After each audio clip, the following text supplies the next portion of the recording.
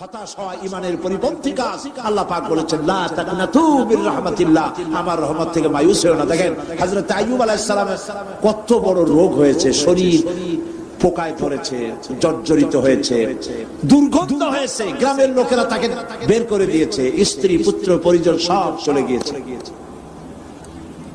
এমনকি জিহ্বায় যখন পোকা ধরল, হযরত আইয়ুব আলাইহিস সালাম আল্লাহ রাব্বুল আলামিনের দরবারে ফরিয়াদ করলেন, আন্নী মাসসানিয়াদ-দুররু ওয়া আনতা আরহামুর রাহিমিন।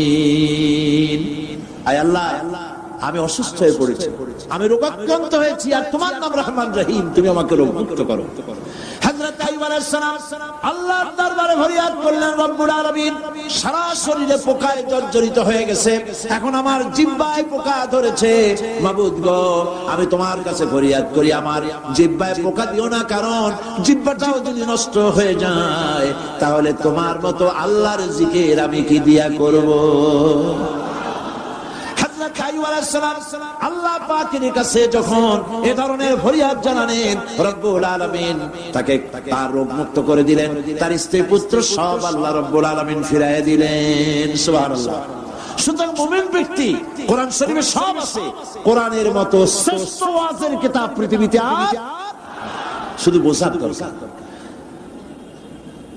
বিপদে যত বড় বিপদ আসুক, কোন বিপদে মুমিন ধৈর্য হারাবে না।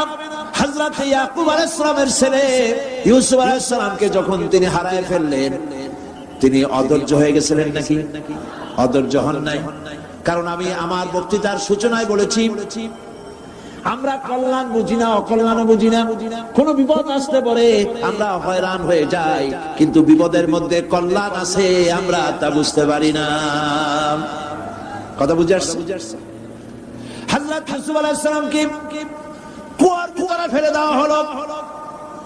11 ভাই মনে করেছে কুয়ার ভিতরে ফেলে দিয়া ইউসুফ আলাইহিস সালামকে মেরে ফেললাম, কিন্তু তারা বোঝে নাই আসল কামটা কি হয়েছে। এটা তো কুয়া নয়, এটা একটা টানেল, এটা একটা সুড়ঙ্গ।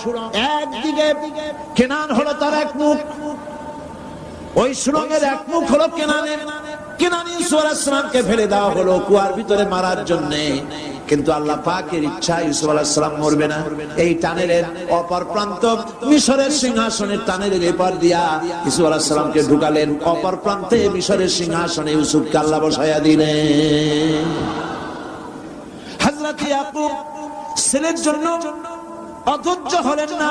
যখন তিনি খবর পেলেন ছেলে বাঘে খেয়ে ফেলেছে, তিনি তখন বলেছেন, ফাসাবরুন জামিলুন আসাল্লাহু আইয়াতিয়ানি বিহিম জামিআ ইন্নাহু হুয়াল আলিমুল হাকীম। ফাসাবরুন জামিল, আমি উত্তম ভাবে ধৈর্য ধারণ করলাম, এবং আমি বিশ্বাস করি আল্লাহ রাব্বুল আলামিন আমার হারানো সবকিছু আমাকে ফিরায় দিবেন। বহু বছর পর যখন হযরত ইউসুফ আলাইহিস সালাম প্রেসিডেন্ট হয়েছেন মিশরের, 11 ভাই গেল সেখানে সাহায্য আনার জন্য। সেই ঘটনা তো শোনাবো না, এমনি বলে যাচ্ছি। এরপরে তিনি তাদেরকে পরিচয় দিলেন, ওরা ভয় পেয়ে গেল।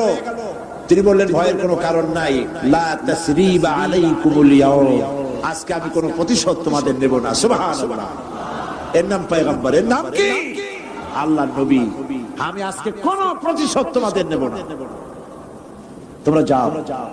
পিতার অবস্থা তিনি জানলেন, কাঁদতে কাঁদতে পিতার চোখ দুটো নষ্ট হয়ে গেছে। ইয়াকুব আলাইহিস সালাম, হযরত ইউসুফ আলাইহিস সালাম বললেন, যাও। নিজের জামাটা খুললেন, গায়ের জামা খুলে বললেন, ভাইরা আমার এই জামা নিয়ে যাও, আর আমার আব্বার চোখের উপরে এই জামাটা রেখে দিও। ছেলেরা যখন হযরত ইউসুফ আলাইহিস সালামের জামা নিয়ে মিশর থেকে রওনা করেছে, গল্প নয়, উপন্যাস নয়, আল্লাহ পাকই কোরআন শরীফের সূরা ইউসুফে বলেছেন, জামা নিয়ে মিশর থেকে রওনা করেছেন। কোথায় মিশর আর কোথায় কেনান?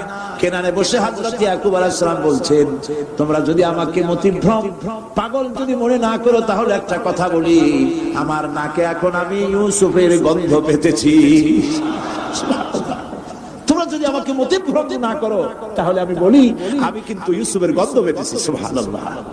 হযরত ইউসুফ আলাইহিস সালামের জামা এনে ভাইরা যখন হযরত ইউসুফের চোখের উপরে রেখে দিলেন, হযরত ইয়াকুবে দুটো চোখ সাথে সাথে আল্লাহ ভালো করে দিলেন।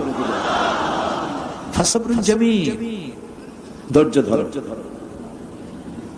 ঈমানদার ব্যক্তি আশার উপরে তার জীবন বাঁচে, কারণ যত বড় বিপদ আসুক না কেন আশ্রয় পাওয়ার একটা জায়গা আছে, তার নাম হলো আল্লাহ। নাম কি? বলেন আল্লাহ। সবাই বলেন আল্লাহ, আল্লাহ, আল্লাহ, আল্লাহ।